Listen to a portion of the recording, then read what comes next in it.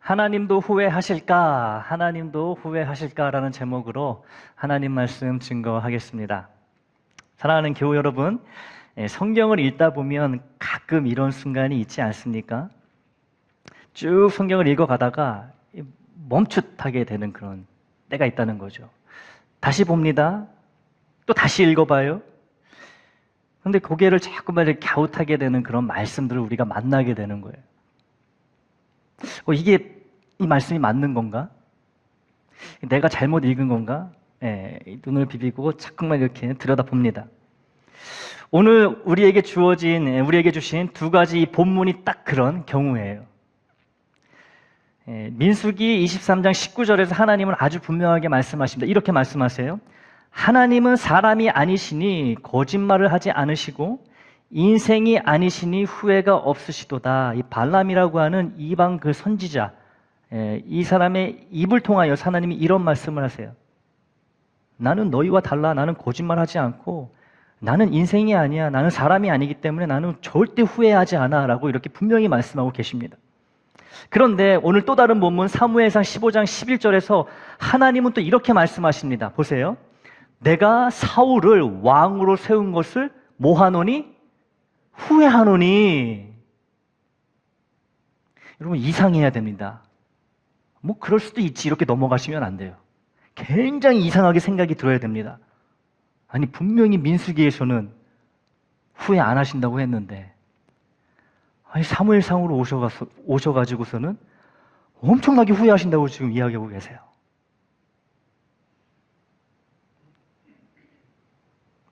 그러면 여러분 하나님은 후회를 하신다는 거예요? 안 하신다는 거예요? 이거 어떻게 해야 됩니까? 여러분 하나님 후회하세요? 안 하세요? 하세요? 근데 민수기에는 안 하신다잖아요. 그럼 안 하세요? 근데 사무엘상 보면 하신다잖아요. 이 보통 일이 아닙니다, 여러분. 안 그래요? 보통 일이 아니에요. 이 질문, 후회를 하시는가 안 하시는가, 이거는 그냥 지나칠 수 있는 그런 간단한 성격의 질문이 아닙니다. 우리가 믿는 하나님이 어떤 분이신지 우리에게 알려주는 아주 중요한 의미를 갖고 있는 이 질문이 하나님도 후회를 하시는가 이 질문이라는 거예요. 다시 말해 하나님이 냉정한 원칙주의자이신지 아니면 따뜻한 마음을 가지고 있는 아버지이신지 우리가 이 질문을 통해 함께 답을 찾고자 합니다. 하나님도 후회를 하시는가? 이 민수기 23장은 이 발람의 이야기입니다. 발람의 이야기예요. 이 모압 왕 발락이라고 하는 이 모압의 왕이 있었는데요. 이 사람이 이 발람이라고 하는 이방인 이 제사장을 불러가지고 이런 말을 합니다. 야, 내가 돈을 너한테 많이 줄 테니까 저기 지금 이 메뚜기 떼처럼 자꾸 이 가나안 땅으로 진격해 오고 있는 저 애굽에서 탈출한 저 히브리 사람들, 이스라엘 사람들 좀 저주를 좀 해줘. 내가 원하는 거 다 해줄게. 돈 많이 줄게. 이 모압 왕 발락이 발람에게 이런 제안을 합니다. 이 발람이 제단을 쌓고 제물을 드리고 분위기를 잡아봅니다. 멋지게 분위기를 잡아요. 저주를 하려고 이스라엘 백성들에게.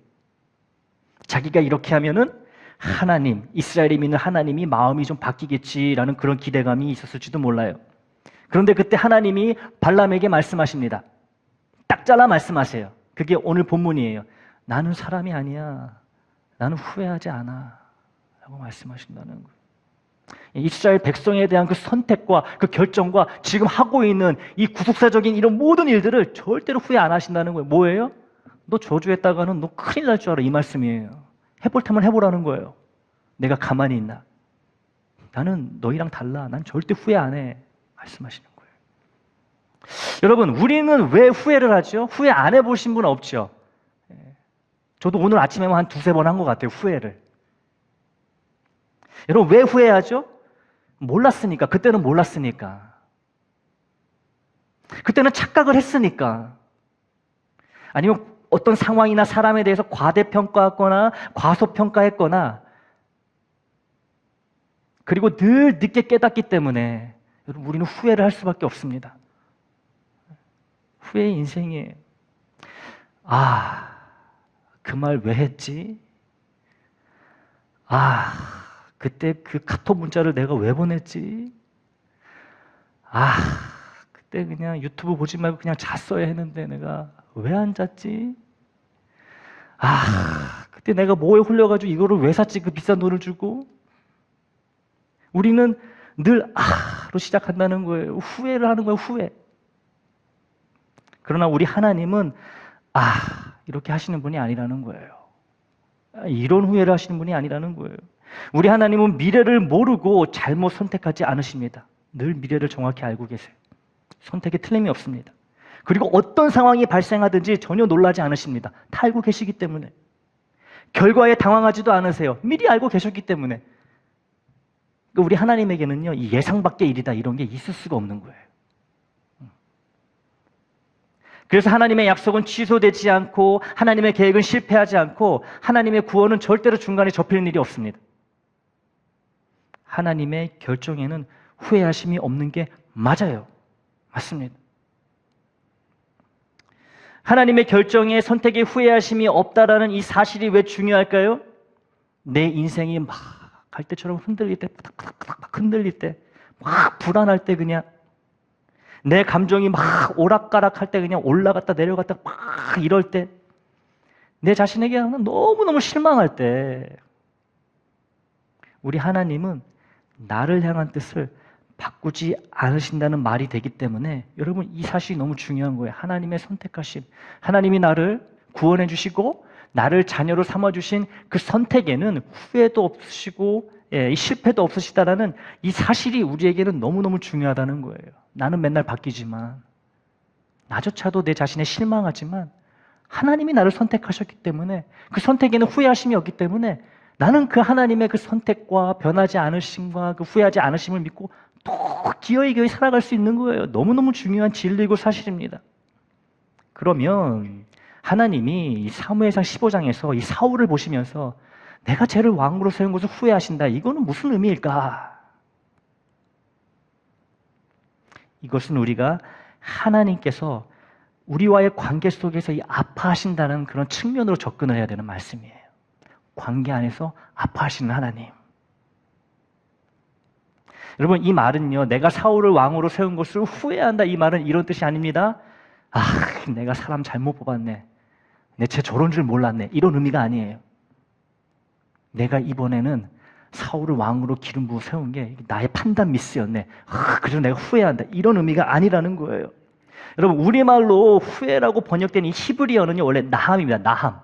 나함.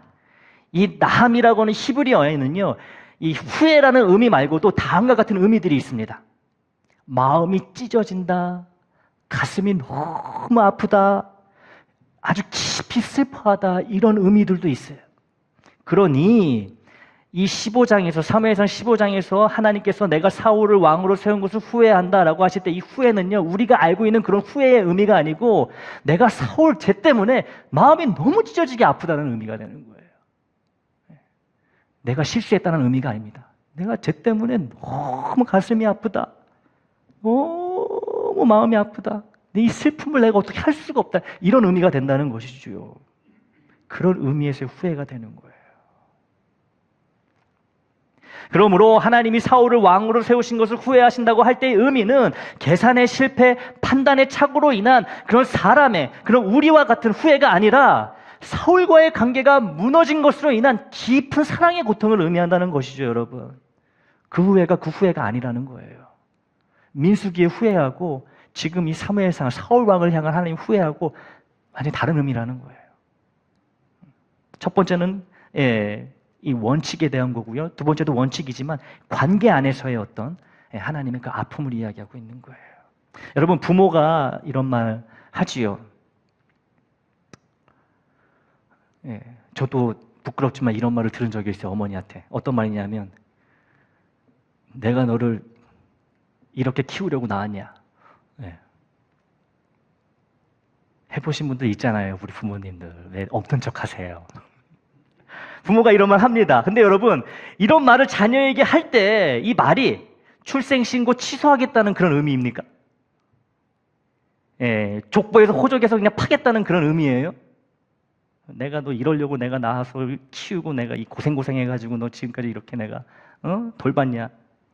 이런 의미가 아니죠. 관계를 끊겠다, 족보에서 지우겠다 이런 의미 절대 아닙니다. 그럼 왜 이런 말을 해요? 너무 사랑하니까. 자식에 대한 기대가 있으니까. 그래서 마음이 아프니까 여러분 어떻게 표현할 수 없으니까 이렇게 얘기하는 거 아니겠습니까? 하나님도 이렇게 사울 왕을 사랑하셨던 거예요. 사랑하셨던 거예요. 사울에게 기름 부으실 때 여러분 하나님이 얼마나 기뻐하셨습니까? 얼마나 좋아하셨어요. 사울과 함께 하나님의 백성을 이끌고 하나님의 나라를 함께 세우고 싶으셨어요. 이게 하나님의 꿈이었습니다. 사울 왕을 너무너무 사랑하셨어요. 그런데 이 사울이 왕이 되고 나서 하나님이 없이 살아갑니다. 하나님을 쏙 빼고 이스라엘을 다스리려고 해요. 자기 방식으로, 하나님의 방식이 아닌 자기 방식으로 자기 멋대로 지금 나라를 이끌고 가고 있습니다. 여전히 이스라엘의 참 왕은 하나님이신데 자기가 하나님의 자리에서 왕 노릇하고 있는 거예요. 하나님이 아프셨던 이유, 이런 아픔 가운데 후회한다고 말씀하셨던 이유는 다른 거 없다는 거죠. 사울의 그 마음을 잃어버렸기 때문에, 사울과의 관계가 이제 끊어졌기 때문에 너무 그 극심한 고통 가운데에 그거를 후회하신다라고 표현한 거예요. 우리 성경에. 하지만 후회라는 단어보다 여러분 어떤 단어, 어떤 의미가 더 적합하다고요? 너무 가슴이 아프다, 찢어질 듯이 괴롭다. 우리는 이렇게 받아들이는 것이 더 옳습니다. 하나님께는 관계가 너무 중요해요, 여러분. 제가 의도하지 않았는데 여러분, 계속 송구영신 예배부터 지난주 설교도 그렇고요, 계속 관계에 대해서 하나님이 말씀하게 하십니다. 관계가 너무 중요하거든요. 관계. 여러분, 우리 하나님은 자동 판매기가 아니에요. 이 밴딩 머신이 아닙니다. 여러분, 자동 판매기하고 인격적인 관계를 맺고 계신 분 있습니까? 자판기 가가지고 동전을 넣거나 지폐를 넣으시면서 먼저 말 걸고, 자판기야 밤새 안녕했니? 너 속은 편하니? 내가 지금 음료수는 빼먹어도 되겠니? 웃으면서 막 쓰다듬으면서 막 이렇게 조심스럽게 버튼 눌러가지고 나오면 두 손으로 받아가지고 드시는 분 계신가요? 아닙니다. 인격적인 관계가 있을 수가 없어요. 동전 넣으면, 결제하면, 누르면 나와요, 그냥. 그죠? 웃으면서 눌러도 그 나오고요, 울면서 버튼 눌러도 그게 나오고요, 화내면서 눌러도 그게 나오고 똑같아요. 감정이 없습니다. 표정이 없어요. 인격적인 관계가 없다는 거예요. 밴딩 머신하고 우리 사이에는. 그런데 우리 하나님은 이런 밴딩 머신이 아니라는 거예요. 밴딩 머신이. 하나님, 여러분, 우리의 감정, 이런 감수성, 이게 다 누구한테 맡겨요? 하나님으로부터. 요나서 3장 10절을 보겠습니다.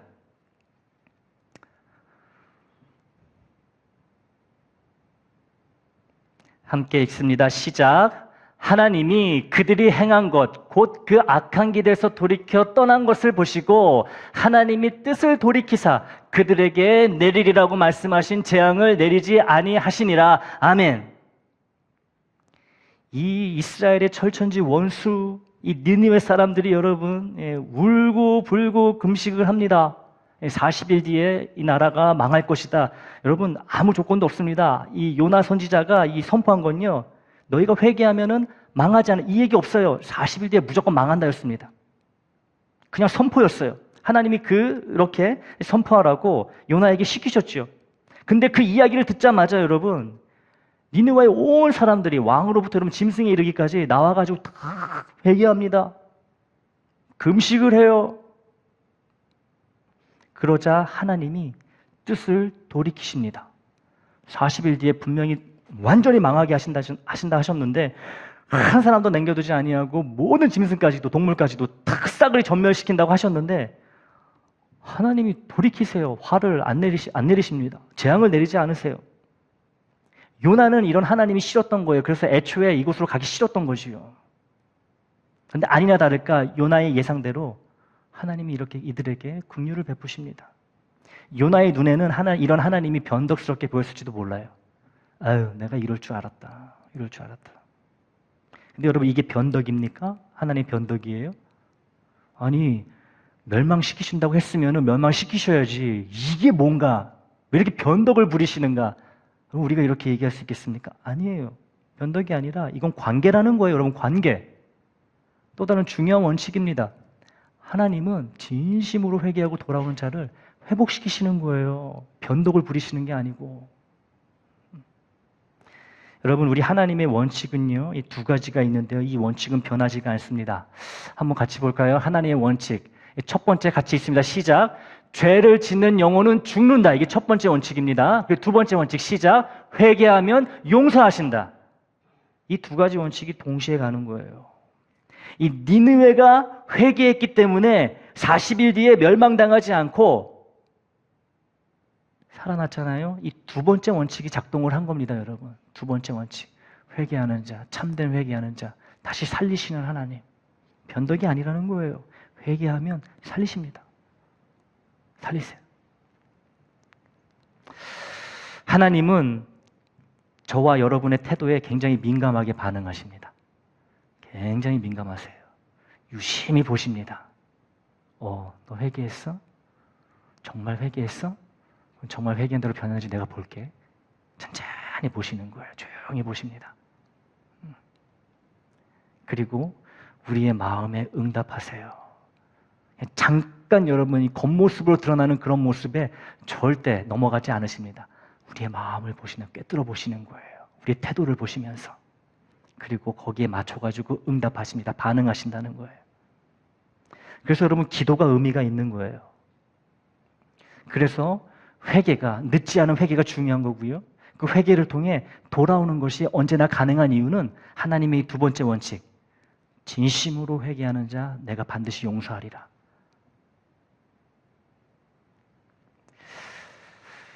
여러분, 사울과 다윗의 이야기를 조금 해보려고 합니다. 이 사울과 다윗의 이 두 사람은 그 인생이 굉장히 그 대조적이잖아요. 완전히 극과 극이잖아요. 근데 이 두 사람의 이 차이가 실력의 차이, 왕으로서의 실력의 차이가 아니라 여러분 방향의 차이에서 비롯됐다는 거 알고 계십니까? 이 사울의 문제는요, 여러분, 이 아각 족속과의 이 전투에서 모든 것을 다 하나님께 돌리라고 했는데 승리를 했습니다. 하나님의 은혜로. 그런데 사울이 이 짐승을 남겨놔요. 동물을 남겨놓습니다. 하나님이 다 바치라고 했는데. 근데 이 양 몇 마리, 이 짐승 몇 마리 남겨놓은 게 이게 문제가 아니라는 거예요. 이 문제의 본질은 이게 아니에요. 남겨뒀기 때문에 문제가 아니고 진짜 문제는 그 중심이었다는 거예요. 이 사울 왕의 문제는 뭐였냐면요. 왜 이렇게 불순종했냐면 사울은 어느샌가 하나님보다 백성들의 눈에 자기가 어떻게 비치는지가 더 중요해졌어요. 어떻게 보이는지. 하나님께 순종하는 것보다 왕으로서 백성들 앞에서 체면이 더 중요했다는 것이죠. 하나님과의 관계보다 이 사람과의 관계가 더 중요해졌다는 거예요. 그리고 사무엘 선지자를 통해서 회개의 기회가 주어졌음에도 불구하고 끝까지 변명합니다. 이렇게 변명해요. 제가 그런 게 아니고요. 백성이 원해서 그런 거예요. 이거 남겨둔 거요. 이거 예배하려고 하나님께 제물로 드리려고 이게 남긴 겁니다. 근데 잘못한 게 완전히 드러났어요. 그런데 사울 왕이 어떤 모습을 보이냐면요. 하나님께 잘못했다라는 이런 고백을 안 하고 회개를 안 하고 내가 왕으로서 체면이 있으니 내가 이러한 일을 저질렀어도 내가 백성들 앞에서 창피당하지 않도록 저희 체면을 좀 세워주십시오. 이 얘기를 하고 있어요. 이 얘기를. 하나님은 없어요. 내가 왕으로서 어떻게 보이는지 사람들에게 이거에만 관심이 있습니다. 회개를 안 해요. 사울은 끝까지 죽는 그 순간까지 하나님과의 관계보다 이 왕이라는 자리에 집착했다는 것이죠. 하나님보다 자기의 이미지가 더 중요했던 거예요. 하나님이 나를 어떻게 생각하든 나와 하나님의 관계가 어떻든 중요하지 않습니다. 내가 백성들에게 좋게 보이고 칭찬받는 왕이면 그걸로 되는 거예요. 멋있는 왕으로 남으면 그걸로 되는 거예요. 백성들에게. 마음의 회개보다 이 겉모습이라는 포장지를 참 불쌍하게 붙들고 있던 사람이 사울 왕이었다는 것이지요. 그러니 이런 사울 왕을 보면서 하나님이 마음이 찢어지신 거예요. 그것을 오늘 성경은 후회한다라고 이야기하고 있고요. 여러분 반면 다윗은 어떻지요? 죄만 놓고 보면요, 여러분 솔직히 사울 왕의 죄가 큽니까? 다윗의 죄가 큽니까? 여러분 우리 솔직히 말해보자고요. 사울 왕이 더 커요? 다윗이 더 커요? 지은 죄를 보면 누굽니까?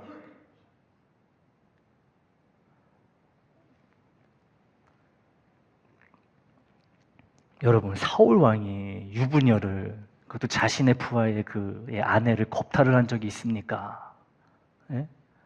그리고 그 자식들 간에 그런 피비린내 나는 그런 전쟁이 있기를 했습니까? 사울 왕이. 죄만 놓고 보면요, 여러분 다윗이요 훨씬 더 험악한 사람입니다. 안 그래요? 훨씬 더 부끄러워요. 여러분 안 그렇습니까? 저라도 사울 왕과 다윗 왕이 있다 그러면요, 둘 중에 누구 택할래 그러면은 다윗의 그런 모습 보고 손도 다 못할 것 같아요. 그런데 이 나단 선지자가 다윗에게 찾아와가지고 다윗의 죄를 지목하자 다윗이 어떤 모습을 보이시오? 그 자리에 그냥 무너집니다. 내가 여호와께 죄를 범하였나이다. 바로 이렇게 고백합니다. 자기를 변명하지 않습니다. 이 사울 왕하고 다른 거예요. 변명하지 않아요. 합리화시키려고 하지도 않습니다. 아니 저 밧세바 저 여자가 아직 해도 안 졌는데 그냥 창문이 뻥 뚫린 곳에서 그냥 옷을 다 벗고 목욕을 하는데, 아니 어떤 사람이 그걸 못 봐요. 내가 문제인가요? 그 여자가 문제지? 안 그랬다는 거예요. 아무 조건 없이 그냥 그 자리에 엎드립니다. 하나님께 엎드리는 거예요. 이래서 멋진 사람이 변명하지 않습니다. 자기가 지은 죄에 대해서. 여러분 우리 교회도 우리 교인들 중에도 이런 분이 있어요. 다윗처럼 범죄한 사람이 있다는 게 아니고 본인이 뭔가를 잘못했다고 느낄 때 바로 잘못했다라고 인정하는 분이 있어요. 누군지 궁금하죠? 안 가르쳐 줄 거야. 나만 알고 있을 거야. 그분하고 이야기하면 너무 좋아요. 너무 좋아요. 너무 편합니다. 뭐 할 말이 없어요. 참 좋은 그 자세라고 할 수 있죠. 다윗이 바로 엎드립니다. 사울 왕은요 그렇게 지적을 받았고 자신의 죄가 분명히 드러났음에도 불구하고 왕으로 꼿꼿이 서 있었지만 여전히 왕이에요. 백성들은 여전히 사울 왕을 많이 따릅니다. 하지만 누구와의 관계가 멀어지고 있는 거예요? 하나님과의 관계가 멀어지고 깨지고 있는 거예요. 다윗은 땅에 엎드렸습니다. 백성들이 아마 많이 손가락질했을 거예요. 그 신하들도 부하들도. 그런데 그런 거 중요하지 않은 거예요. 다윗에게는 하나님과의 관계가 제일 중요하기 때문에. 여러분 이 사람과의 관계가 나의 실수에서 무너지더라도 내가 하나님과의 관계를 계속 잘 유지해 나간다면요, 하나님이 무너진 관계도 사람과의 관계도 결국엔 회복시켜 주십니다. 그런데 여러분 하나님과의 관계가 무너지잖아요. 좋았던 관계가 결국엔 다 떠나게 돼 있어요. 유지가 될 수가 없습니다. 그러니까 다윗은 이걸 알았고 사울은 이걸 몰랐던 것이죠. 여기서 차이가 있는 거예요. 다윗이 훨씬 더 험악한 사람이지만. 그래서 다윗은 하나님께 이런 칭찬을 받은 거죠. 내 마음에 합한 자라. 놀랍지 않습니까, 여러분? 그렇게 험악한 죄인인데 참된 회개하고 다시는 그 죄를 짓지 않으니까 하나님이 합한 자라고 이렇게 칭찬하세요. 우리에게도 칭송받고 있죠. 여러분 다윗이 완벽해서가 아닙니다. 그럼 왜 이렇게 하나님께 합한 자라고 칭찬받았어요? 죄를 지었고 그 죄를 지적받았을 때 하나님께 다시 회개하고 돌아왔기 때문에 하나님 그것을 보고 마음에 합한 자라고 말씀하신 거예요. 여러분 그러면 하나님도 후회하실까? 이 질문의 최종 대답은요, 십자가입니다. 십자가.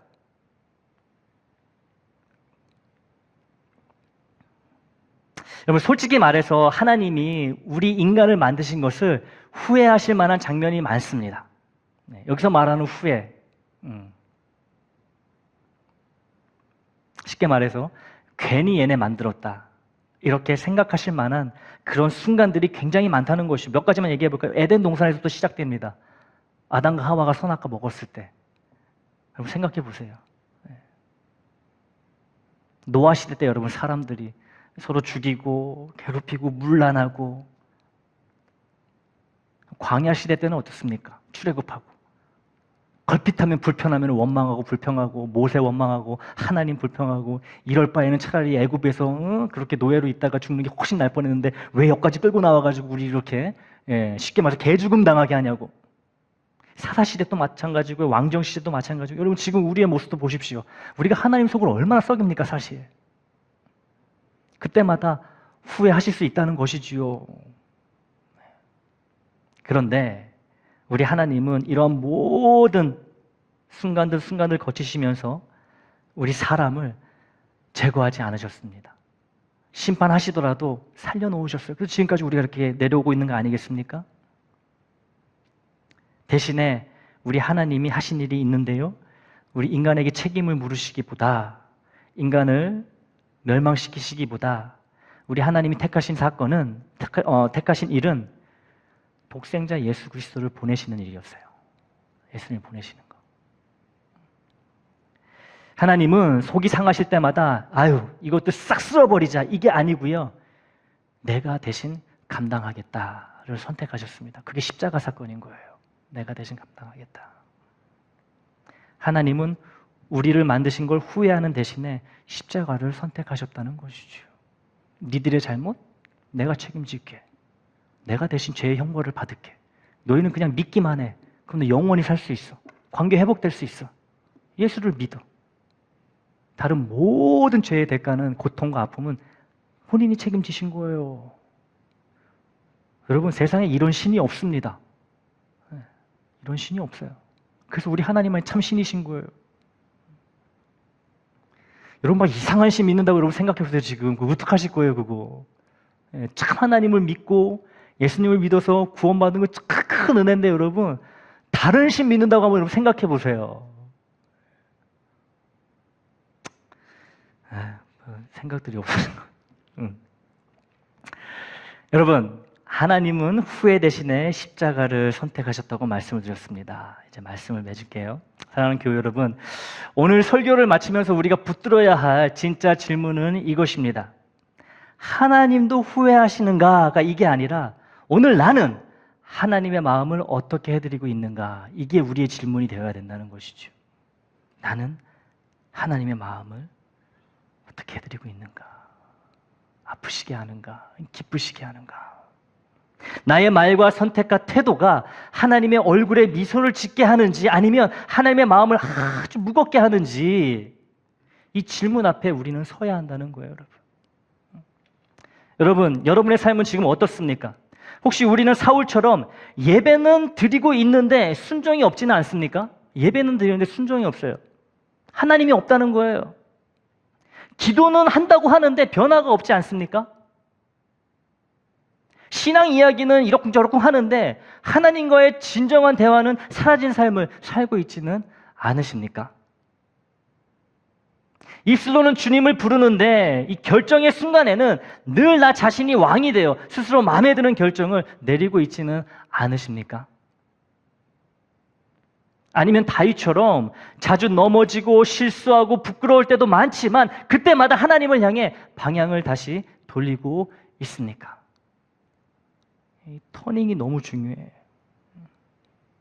여러분의 자존심보다 하나님과의 관계를, 여러분의 체면보다 참된 회개를, 이러쿵저러쿵 변명보다 하나님께 돌아오는 그런 선택을 지금 하고 계십니까? 저는 너무너무 궁금해요. 여러분이 무슨 생각으로 사시는지 다 들여다보고 싶어요. 사랑하는 교회 여러분, 여기 복음이 있습니다. 하나님은 아직 말씀하고 계세요. 하나님은 아직도 우리를 부르고 계십니다. 아직도 그 자리에서 기다리고 계세요. 이 말은 아직 관계가 끝나지 않았다는 뜻이고요. 아직 돌아올 길이 열려 있다는 뜻입니다. 아직 하나님의 품이 비어 있다는 뜻이에요. 혹시 오늘 예배 자리에 앉아 있으면서도 마음은 하나님에게서 멀어져 있다면, 혹시 신앙의 모습은 잘 유지하고 있지만 하나님을 향한 사랑이 식어 있다면, 혹시 죄책감 때문에, 이 상처 때문에, 이 습관 때문에 하나님을 피하고 있다면, 여러분 오늘이 돌아오기 가장 좋은 날입니다. 오늘을 놓치지 마시기를 바라요. 지금이 다시 하나님 편에 서기 가장 좋은 순간이 됩니다. 여러분, 기억해 주세요. 하나님은 완벽한 사람을 찾지 않으십니다. 완벽한 사람 기대도 안 하세요. 하나님이 우리에게 갖고 계신 기대요? 그렇게 크지 않습니다. 어려운 거 아니에요. 하나님은 다시 하나님을 향해 손을 내밀 줄 아는 사람을 찾고 계시는 거예요. 왜냐하면 하나님은 이미 나를 향해 손을 내밀고 계시기 때문에, 언제나 손을 내밀고 계시기 때문에 하나님의 손을 잡을 줄 아는 사람, 잡을 수 있는 사람을 찾으십니다. 하나님은 하나님과의 관계를 포기하지 않은 사람을 찾고 계세요. 그래서 오늘 우리의 고백이 이것이 되기를 바랍니다. 하나님, 저 왔어요. 장인순 권사님, 예, 이렇게 얘기하는 거예요. 하나님, 오늘도 인순이 왔어요. 예. 예, 조장로님, 예, 웃으시는데, 조장로님 해드릴게. 하나님, 오늘도 수나 왔어요. 하나님, 도망치지 않고 다시 나아옵니다. 하나님, 체면보다, 자존심보다 주님을 택하겠습니다. 하나님, 제 삶이 주님 마음을 조금이라도 시원하게, 기쁘시게 해드리면 좋겠습니다. 오늘 우리의 고백이 되어야 한다는 것이죠. 오늘 이후 우리의 신앙이 억지로 버티는 의무가 아니라 기쁨으로 하나님과 누리는 관계가 되기를 바랍니다. 이 형식적인 습관이 아니라 살아있는 하나님과의 사랑이 되기를 원해요. 종교 생활이 아니라 하나님과 함께 걷는 동행이 되기를 바랍니다. 그리고 우리의 말 한마디, 선택 하나, 하루의 걸음 하나가 하나님을 아프게 하는 인생이 아니라 하나님의 마음을 기쁘시게 하고 웃게 해드리고 또 때로는 하나님을 위로해드리는 그런 인생이 되기를 바랍니다. 그래서 하나님이 우리를 보시며 그래, 네가 나의 기쁨이다. 그래, 너와 함께 걷는 게 너무너무 좋다. 라고 말씀하시게 되는 그런 인생이 되기를 주님의 이름으로 축원합니다. 이제 우리 잠시 눈을 감고 우리를 향한 하나님의 마음 앞에 머물러 보기를 원합니다. 오늘 우리는